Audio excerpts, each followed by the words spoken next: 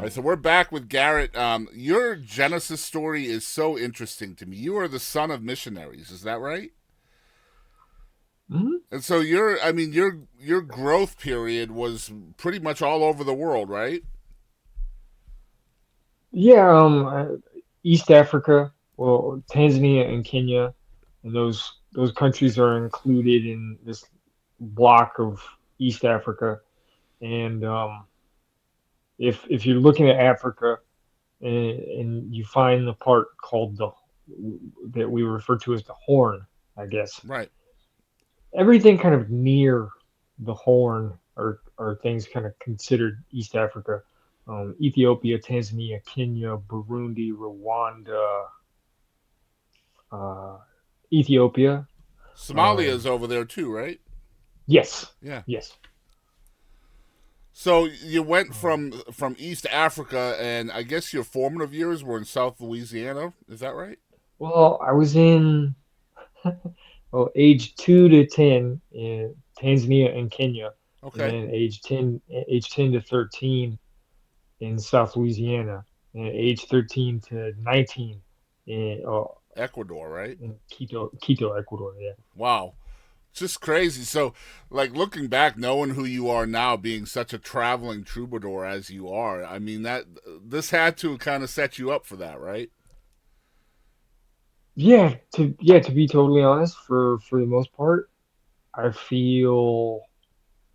I feel I don't necessarily get to spend near as much time on tour as I'd really like to, Mm-hmm. because it takes a lot of because I don't have any of those infrastructure things. Mm-hmm. It takes a lot of effort to book yourself in places where nearly nobody knows you, Mm-hmm. and then um, you're gone for a long time, and then you come back, and it can be hard to even though I want to do it all the time, it can be quite difficult to drum up the energy to just stay booked on the road all the time. But when I get back from tours, I'll go through a 2 week period where I'm just thinking, just put me in a hotel room and give me some Lunchables. That's really all I want. Like, Just some just Lunchables.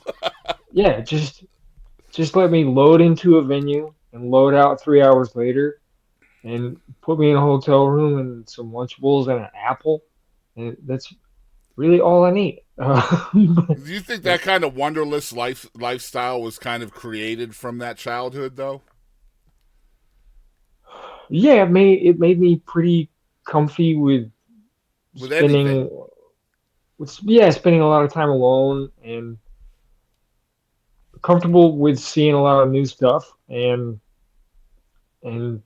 alone time. Yeah. So, like with these like incredible surroundings that you're dealing with as a young kid, how is music finding you? It took a while. My parents both, I would say they both like music a lot. Um, and my mom has a lot of training in piano and voice. Uh, she has a classically trained voice. Yeah. She was in choirs um, in college uh, that toured professionally. But I wouldn't necessarily say there was just a ton of music in the house growing up. Uh, Kind of my earliest memories of seeing CD covers, or seeing the covers of cassette tapes. Um, I remember seeing the Katie Lang cassette tape Nice. that we listened to in the car all over East Africa, and but because by virtue of being a missionary kid, I was given tapes like DC Talk or Christian rock like Petra at the Yeah. time. Hmm.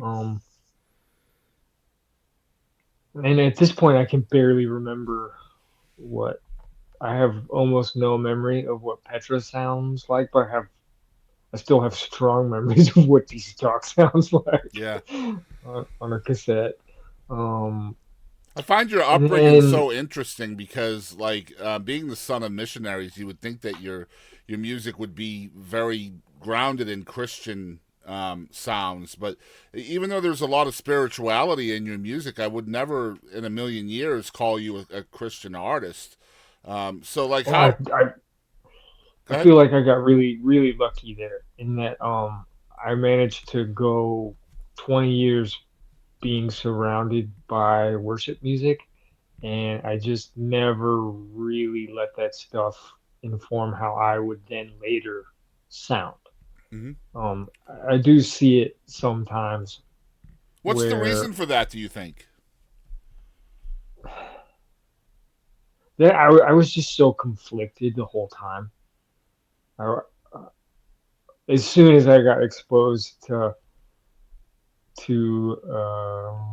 soon as I got exposed to metal and rock, that's really that would go on to consume me walking around all over the city in Quito, Ecuador, as a high schooler. I I was mostly listening to Stone Temple Pilots, Guns N' Roses, Pantera, um, and I had I had, I was asked sometimes to play on the worship team, and then they would tell us as a group, like, if you're going to be on the worship team, we want you listening to mostly Christian music, and then I would find a way to politely decline. So was it just So was it a dislike of the music, or was it more of a rebelling nature? Do you think just because you're surrounded by it all the time? I think just that. I think Yeah, I've had a really hard time with being told what to do. I understand. Yeah. Yeah. But no, I actually I still find I can still think of worship songs that I really like. Actually, there was a song that this particular sometimes worship leader would play. As we were walking into chapel every Wednesday morning, this guy he would play this he would play "Beautiful Scandalous Night," and he had a way of working the melody into this kind of fingerstyle guitar part that I don't know. I always thought he probably made that, but I don't really know. Um, but that was probably like a moment of worship music that I had the most affection for out of Was it it because of the was guitar though? Do you think? probably, Yeah, yeah. because I know you're just an incredible guitar player, and I know that's a passion of yours, and it's definitely something I want to chat about later. Is kind of your unique styling of tuning and things like that. Mm, I don't know thank you. nothing about. I'm going to keep it real. I'm not a musician, but that's why I want to ask you about it later. But I know that that's kind of a lot of where your music is grounded. It is your love for guitar, so I can kind of see that Mhm. being something you would take a liking to.